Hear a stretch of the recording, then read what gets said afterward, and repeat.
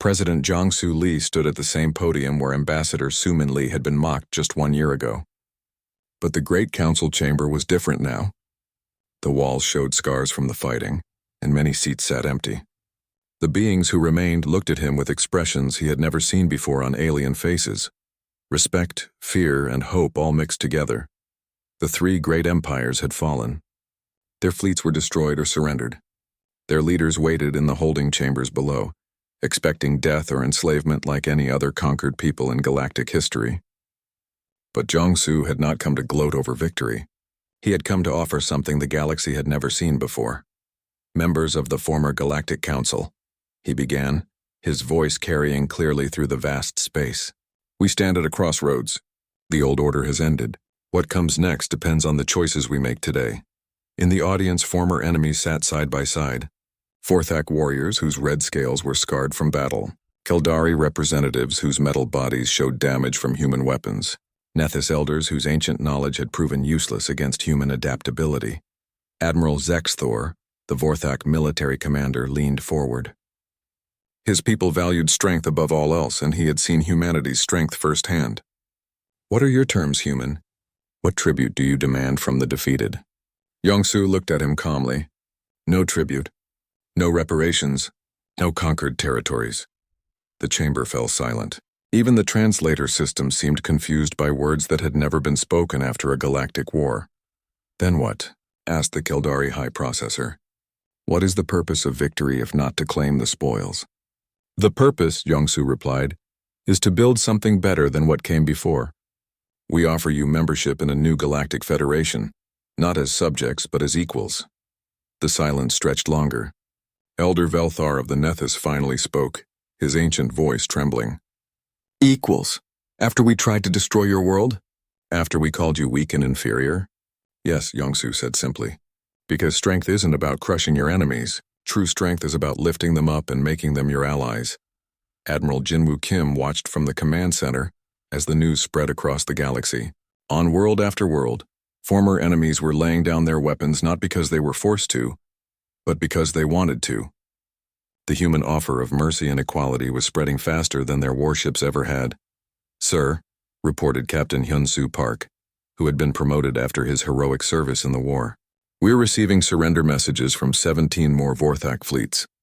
But they're not asking for terms. They're asking to join us, Jinwoo nodded with satisfaction. This was what victory really looked like. Not broken enemies begging for mercy, but former foes choosing to become friends. On the Vorthak homeworld, Colonel Tae Young-han was working with former enemies to rebuild what the war had destroyed. Vorthak engineers worked alongside human soldiers, sharing knowledge and techniques that made both groups stronger. I don't understand, said Commander Kexvor, a Vorthak officer who had fought against Han just weeks ago. Why do you help us rebuild? Why don't you take our world for yourselves? Han looked up from the construction plans they were studying together. Because empty worlds don't make anyone stronger. But worlds full of friends and allies do. The Vorthak commander studied the human for a long moment. Your species is very strange. You fight like demons, but you forgive like angels. Maybe that's why we're still here, Han replied with a smile. In the research stations that had once belonged to the Keldari, engineer Do-hyun Kang was making discoveries that amazed everyone. By combining human adaptability with Keldari precision and Nethys ancient knowledge, they were creating technologies that none of the species could have developed alone. Look at this, he told his mixed team of human, Keldari, and Nethys scientists. If we use human flexible design principles with Keldari manufacturing precision, we can build ships that are both stronger and more adaptable than anything we had before. Dr. Soo-jin Park, working at another station, was examining Nethys temporal technology.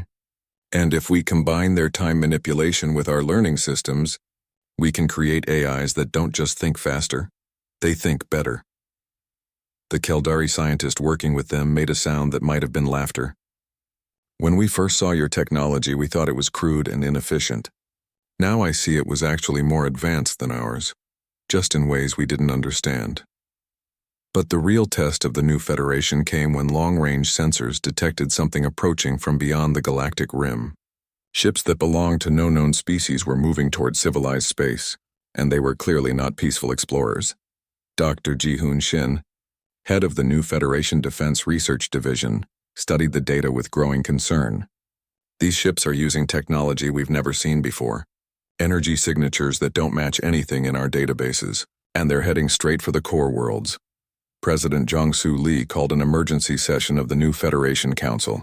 Representatives from all species gathered to face their first crisis together.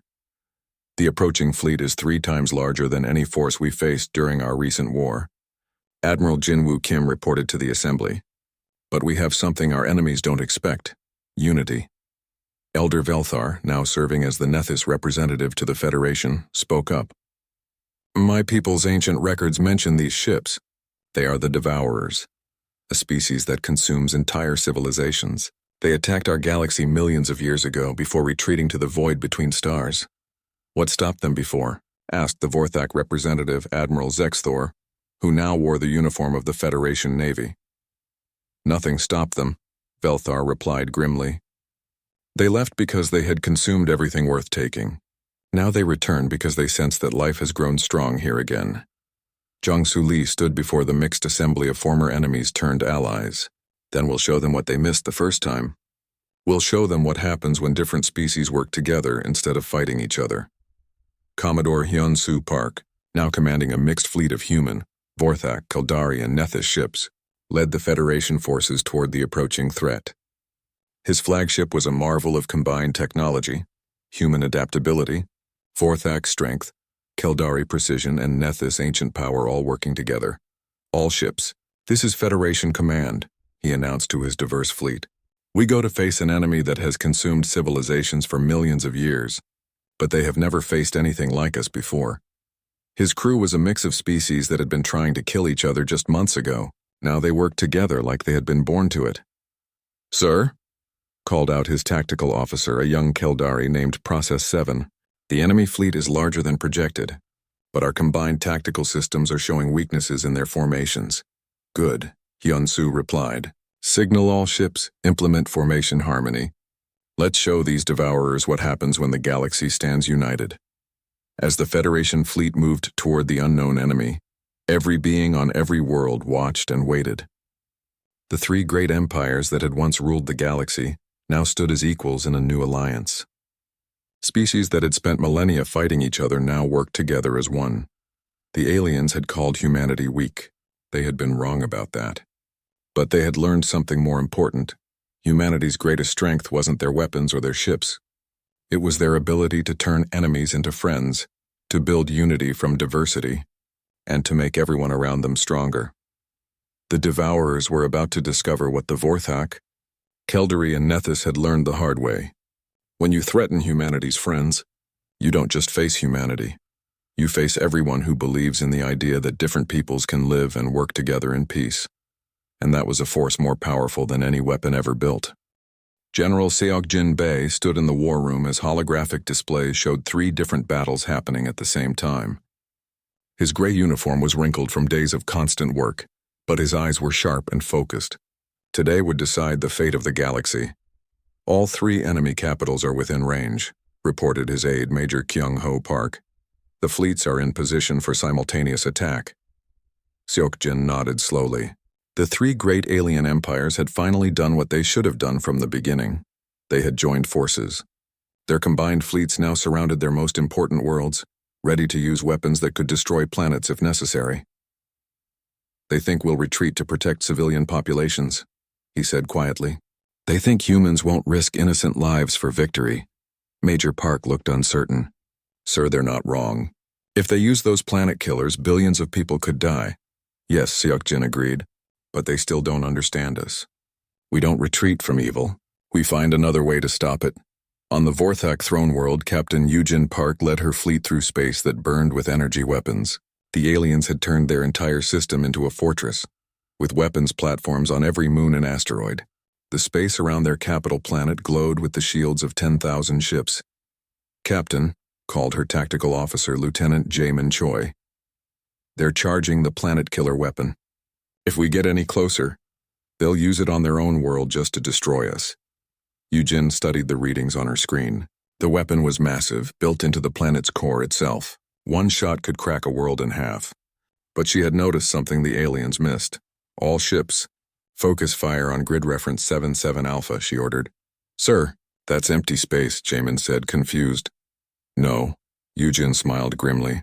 That's where their power cables run between the weapon and the generators. They built their ultimate weapon with a weakness they didn't even realize. Human weapons, guided by incredible accuracy, struck what looked like empty space, but hidden beneath the planet's surface, critical power connections began to fail. The planet-killer weapon that had taken the Vorthak centuries to build went silent in minutes. Impossible, shouted the Vorthak Emperor from his palace. The weapon was protected by our best shields. Not protected enough, replied Admiral Zexthor, who was beginning to understand why his people were losing this war. They don't attack what's strong. They find what's weak and make it weaker.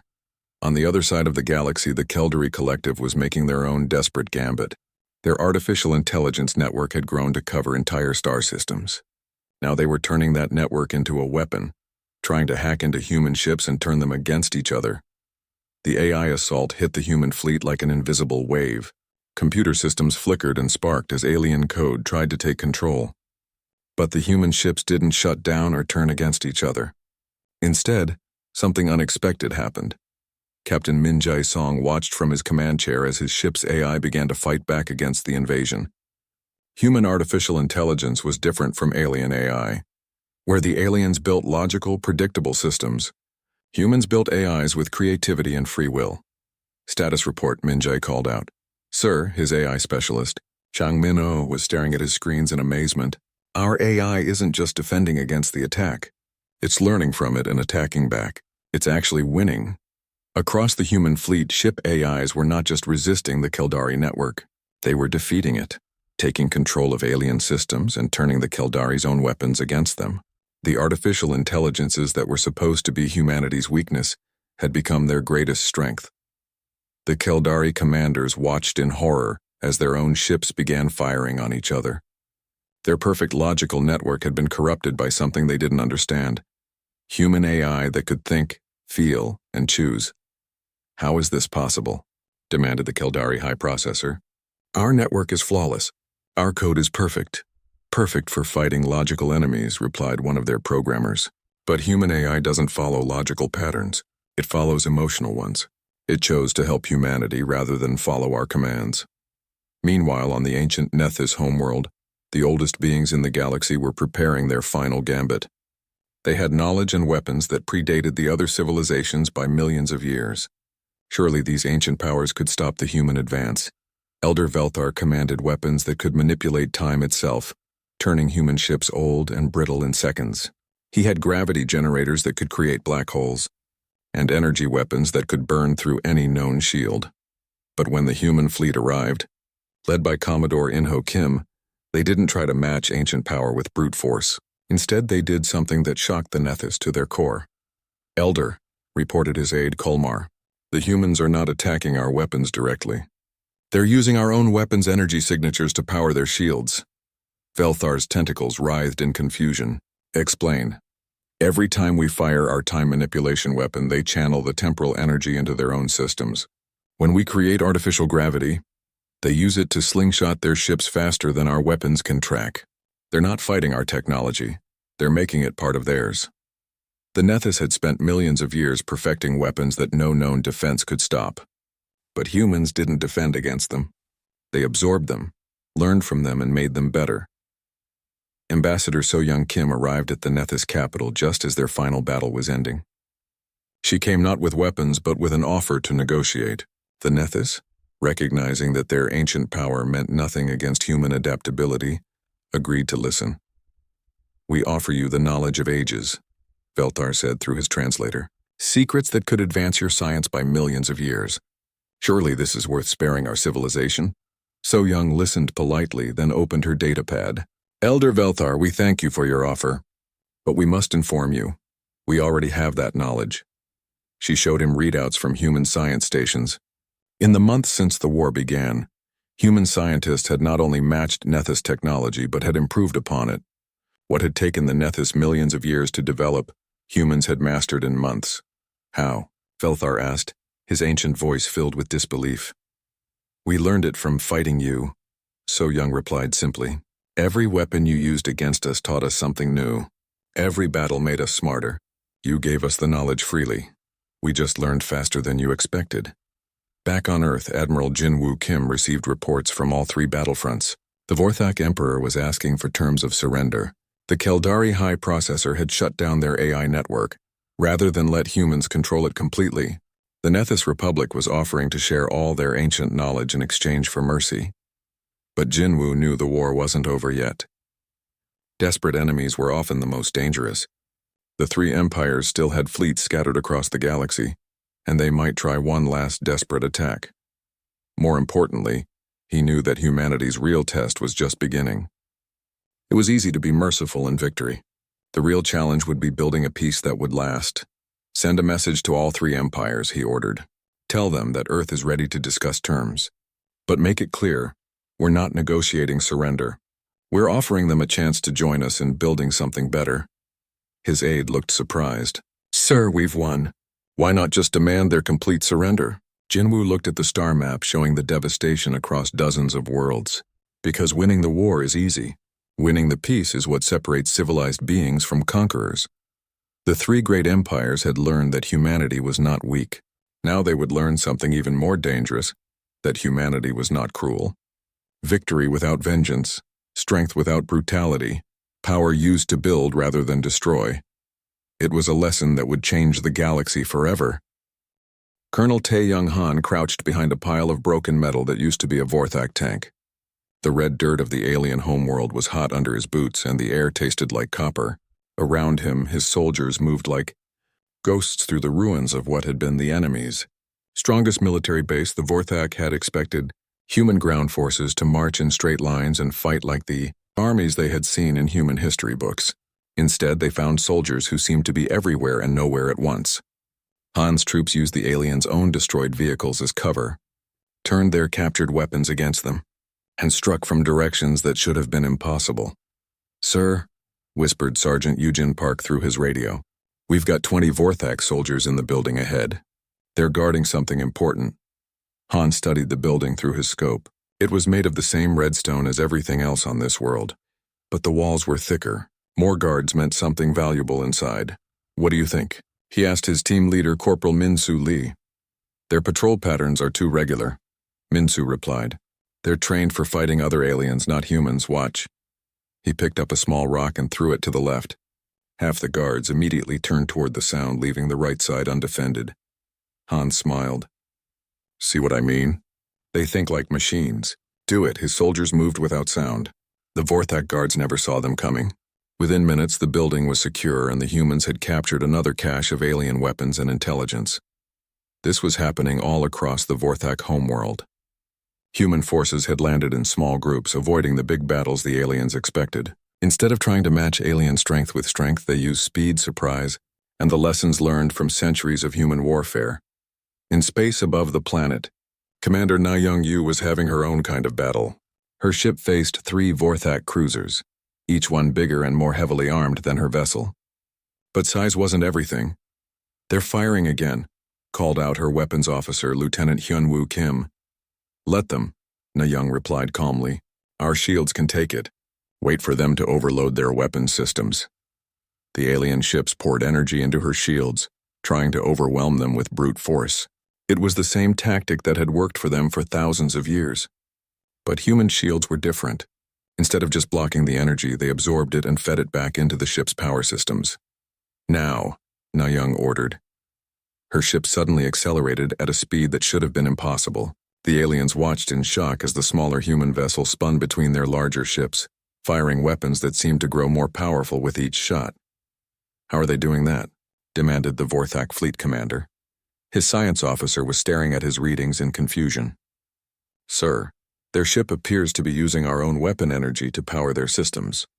Every time we shoot at them, they get stronger. Back on Earth, engineer Do-Yun Kang was working in a laboratory buried deep underground. Around him, teams of human scientists were taking apart captured alien technology piece by piece, but they weren't just copying it. They were making it better. The Keldari power systems are efficient, Do-Hyun told his team, but they're designed for one purpose. Human systems are designed to adapt. He held up a piece of alien tech that had been modified with human components. This power cell should last twice as long and provide 3 times the energy output. His assistant, Dr. Soo-Jin Park, nodded as she worked on another piece of equipment. The Nethys weapons are incredibly advanced, but they're programmed to fight in predictable ways. If we change the targeting algorithms, she activated the modified weapon. Instead of firing one powerful beam, it split into dozens of smaller beams that moved independently, each one seeking a different target. It was like turning a sword into a swarm of angry bees. This was humanity's secret weapon, not just their ability to fight, but their ability to learn and improve during the fight itself. Every battle taught them something new about their enemies. Every captured piece of technology became the basis for something better. The Keldari Collective was learning this the hard way. Their ships were controlled by advanced artificial intelligence systems that could calculate the perfect response to any situation. But the AIs were programmed to fight enemies who followed logical patterns. Humans didn't follow patterns. Captain Jiwoo Song was leading a squadron of human fighters against a Keldari battleship. The alien AI calculated that he would attack from the front, where his weapons would be most effective. Instead, he ordered his fighters to attack from below, where the battleship had no weapons at all. When the AI adjusted to protect the bottom of the ship, the humans attacked from the sides. When it tried to cover all angles at once, they attacked from inside, using captured Keldari shuttles to land troops directly in the battleship's hangar bay. "This is impossible," the Keldari commander transmitted to his fleet. "Their tactics make no sense. They're not following any logical strategy." "Maybe that's their strategy," replied another Keldari captain. "They're using our own logic against us." The Nethys Republic was facing the same problem, but they understood it better. As the oldest species in the galaxy, they had fought many wars and seen many different fighting styles. But they had never seen anything like humanity. Research leader Velthar floated in his command chamber, his tentacles moving in patterns of deep concern. His species had been studying humans since they first appeared in space. The data they had collected showed a species that was weak, emotional, and technologically backward.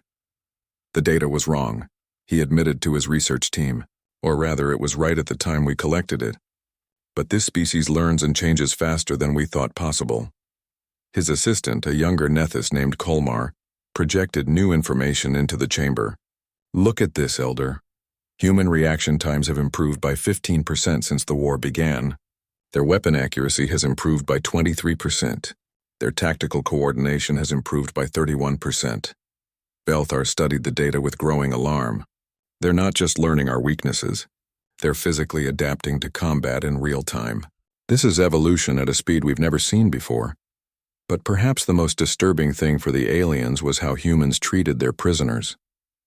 The Vorthak expected torture and death. The Keldari expected to be dismantled for study. The Nethys expected to be enslaved. Instead, captured aliens found themselves in clean facilities, given medical care, and offered a choice. They could remain as prisoners of war and be treated well, or they could provide information about their militaries in exchange for better conditions. Many chose to help humanity. Lieutenant Colonel Hye-Jin Lim was in charge of one such facility. She walked through the corridors where former enemies lived in comfort, many of them working alongside human scientists and engineers. "Why do you treat us so well?" asked a captured Vorthak officer. "We came to destroy your world." Hye-Jin looked at the alien with something that might have been pity. "Because we're not fighting to destroy you. We're fighting to survive. And maybe when this is over, we can find a way to live together." The Vorthak officer stared at her. "You would trust us? After what we tried to do?" "Trust is earned," Hye-Jin replied, "but everyone deserves a chance to earn it." This was what truly terrified the galaxy's powers. Humanity wasn't just winning the war with superior tactics and adaptive technology. They were winning hearts and minds. Alien soldiers were beginning to question why they were fighting. Alien civilians were asking why their leaders had chosen war over peace. The 3 great empires realized they were facing something they had never encountered before. An enemy that grew stronger not just through victory, but through the very act of fighting. Every battle made humanity more capable. Every challenge forced them to become better. And worst of all, humanity was offering their enemies something the galaxy had never seen: mercy without weakness. strength with honor, and the possibility of a future where everyone could win. The war was far from over, but already the aliens were beginning to understand a terrible truth. They hadn't just underestimated humanity's military power, they had underestimated what humanity could become. Admiral Jin-Woo Kim stood in the command center deep beneath the mountains of Korea. The room buzzed with activity as hundreds of officers worked at their stations. Massive screens showed star maps, ship positions, and data streams from across the galaxy. He had been waiting for this moment for 3 years.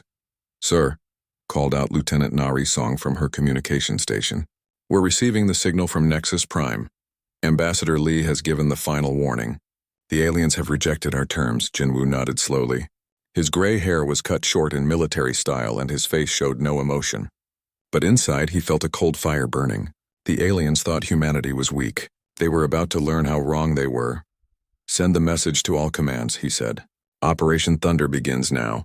Across the Sol system, things began to move. What the aliens thought was empty space suddenly came alive with hidden activity. The asteroid belt, which they had dismissed as worthless rocks, began to show its true nature. Thousands of asteroids split open like flowers, revealing weapons platforms that had been built inside them over the past decade.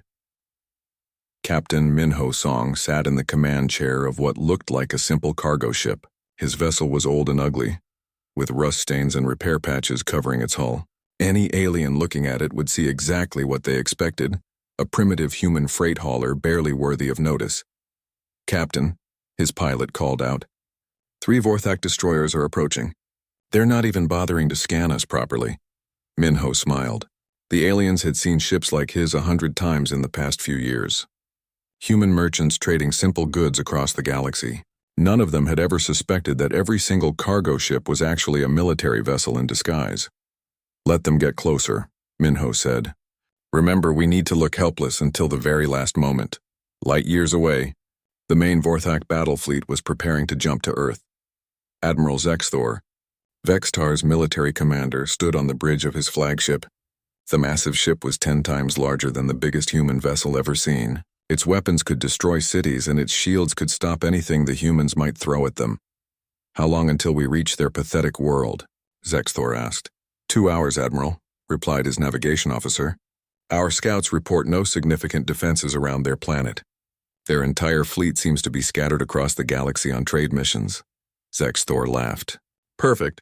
The humans have made this easy for us. We will destroy their orbital stations and land troops on their world. Once they see our power, they will beg to accept our generous offer." He had no idea that every human trader in Vorthak space was actually a soldier waiting for orders. He had no idea that Earth's defenses were hidden in places no alien would think to look.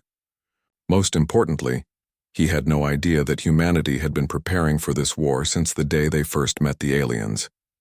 Back in the Sol system, Lieutenant Commander Yoonji Choi was running final checks on her fighter squadron. Her pilots were young, but they had trained for this their entire lives. Their ships looked simple from the outside, basic designs that the aliens had seen and dismissed many times. "Dragon Squadron, this is your commander," Yoonji said over the radio. "The enemy will be here soon. Remember your training. They think we're primitive, so let them keep thinking that until it's too late." Her fighter was small and looked almost fragile next to alien war machines, but hidden inside its simple hull were weapons and systems that no alien had ever seen. Human engineers had spent years studying alien technology, not to copy it, but to find ways to destroy it. The Vorthak fleet arrived exactly on schedule. Thousands of massive ships appeared in the space around Earth, their weapons charging for the attack. Admiral Zexthor looked at the blue world below and felt satisfied. "This would be over quickly. Begin the attack," he ordered. "Destroy their satellite network first. Then target any military installations you can find." The alien ships opened fire, sending streams of energy toward Earth. But their weapons struck something invisible, shields that flickered into view for just a moment before vanishing again. "The attacks had no effect at all. What is this?" Zexthor demanded. "Where are these shields coming from?" His sensors officer was staring at his displays in shock. "Admiral, I'm reading massive energy signatures from the asteroid belt, and from the planet's moon, and from everywhere." That was when the asteroids opened fire. What the aliens had thought were simple rocks suddenly revealed themselves as weapons platforms.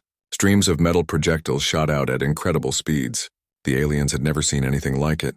Solid rounds that moved so fast they punched through shields and armor like they weren't even there. Impossible, Zexthor shouted as his flagship shook from impacts. Those are just primitive bullets. But these weren't ordinary bullets. Human scientists had created projectiles made of super-dense metals, accelerated by magnetic fields to nearly the speed of light. They hit with more force than most alien energy weapons.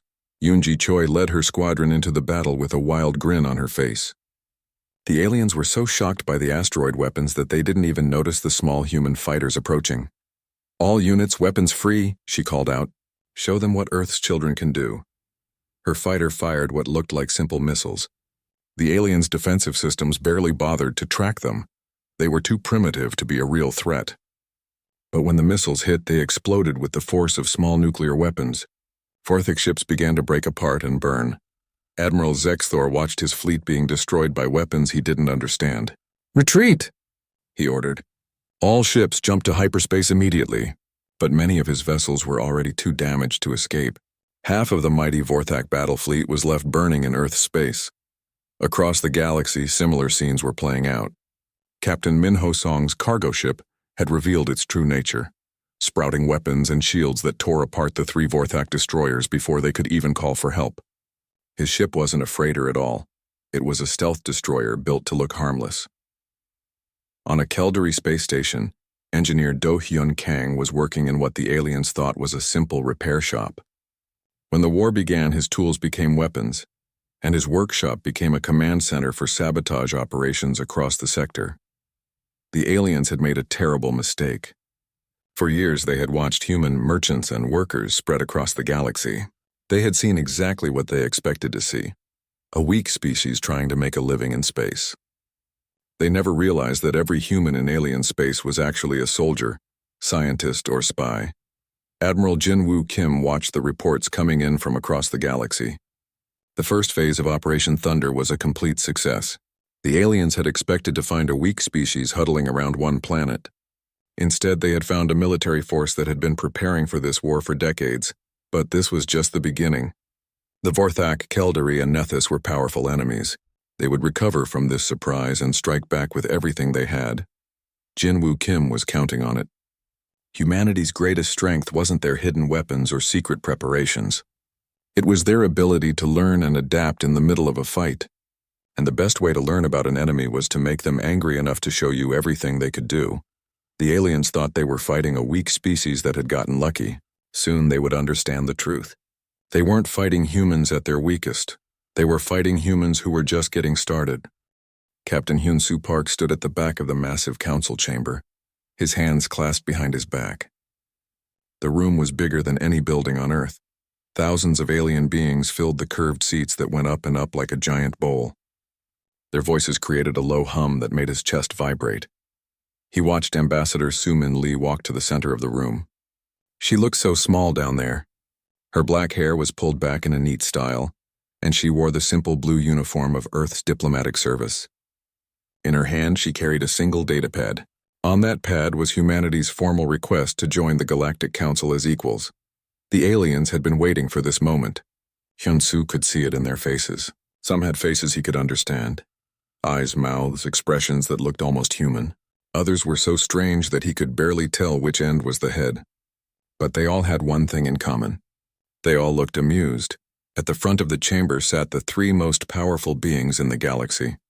Council leader Vextar of the Vorthak Empire was 8 feet tall and covered in thick red scales. His yellow eyes glowed as he looked down at Ambassador Lee. Next to him sat the Keldari representative, a thin being made of what looked like living metal. Its voice came from speakers built into its chest. The third was from the Nethys Republic, an ancient creature that looked like a floating jellyfish with too many tentacles. "Humans," Vextar's voice boomed through the chamber. "You come before the council with a request for full membership. Tell us, what do you offer the galaxy?" Soo-Min Lee stepped forward. Her voice was calm and clear. "We offer friendship. We offer trade. We offer our skills and knowledge. We ask only to be treated as equals among the stars." The chamber erupted in laughter, not polite chuckling, but loud, harsh laughter that echoed off the walls. Hyun-Soo's jaw tightened, but he didn't move. He had expected this. The Kildari representative spoke next, its metal voice cold and mechanical. Equals. Your species barely learned to leave your homeworld 50 years ago. Your technology is primitive. Your weapons are laughable. You use chemical rockets and metal bullets. We have moved beyond such crude methods for thousands of years. Indeed, added the Nethys delegate, its tentacles waving in what Hyun-Soo had learned was their version of laughter. Your species is driven by emotion rather than logic. You fight among yourselves constantly. You have wars over resources that could be easily shared. You are not ready for civilized space. Ambassador Lee listened without changing her expression. When they finished, she spoke again. We understand your concerns, but we have learned much in our time among the stars. We have proven that we can be peaceful traders and honest partners. Vextar leaned forward, his massive form casting a shadow over the human diplomat. You misunderstand, little human. We are not concerned about your abilities. We already know exactly what you are capable of. You are weak. The word hung in the air like a challenge. Hyun-Soo felt his hands curl into fists, but he forced himself to stay calm. This was all part of the plan. Your bodies are fragile, the Vorthak leader continued. Your lifespans are short. Your reaction times are slow. You have no natural weapons, no thick skin, no ability to survive in space without machines. You are perhaps the weakest species we have ever encountered. The Kildari added its voice to the insults. Your mathematics are basic. Your physics are incomplete. Your engineering is clumsy and inefficient. You build things with too many moving parts and too many ways to break. A child of our species could design better machines than your greatest scientists. The chamber filled with agreement from thousands of alien voices. Hyun-Soo watched as beings from across the galaxy nodded and made sounds of approval. They all agreed. Humanity was weak. The Nethys representative floated closer to Ambassador Lee. However, we are not unreasonable beings. The galaxy needs workers. It needs soldiers for dangerous tasks. It needs species willing to do the jobs that more advanced beings should not waste time on. Vextar smiled, showing rows of sharp teeth. We offer you probationary membership. Your species will serve the galaxy faithfully. You will provide resources from your world. You will send your young to work in our mines and factories. You will fight our battles in places too dangerous for more valuable species. In return, we will protect you and guide you. Perhaps in a few thousand years, your descendants might be ready for true membership. The chamber fell silent. Every being in the room watched Ambassador Lee waiting for her answer. Hyun-Soo could see the tension in her shoulders, but her voice remained steady. We thank the Council for this offer, she said, but we must respectfully decline. The silence stretched longer. Then Vextar laughed, a sound like rocks grinding together. You decline? You think you have a choice in this matter? We do, Ambassador Lee replied simply. The Vorthak leader stood to his full height. His scales seemed to glow brighter with anger. Perhaps you do not understand your position. Your world has one small moon and no orbital defenses we cannot easily destroy. Your entire fleet consists of perhaps 100 ships. The Vorthak Empire alone has 10,000 vessels. The Kildari Collective has weapons that could turn your planet to dust from 1,000 light-years away. The Nethys Republic has forgotten more about warfare than your species has ever learned. He pointed one clawed finger at the human diplomat. You will accept our generous offer, or you will face the consequences of your arrogance.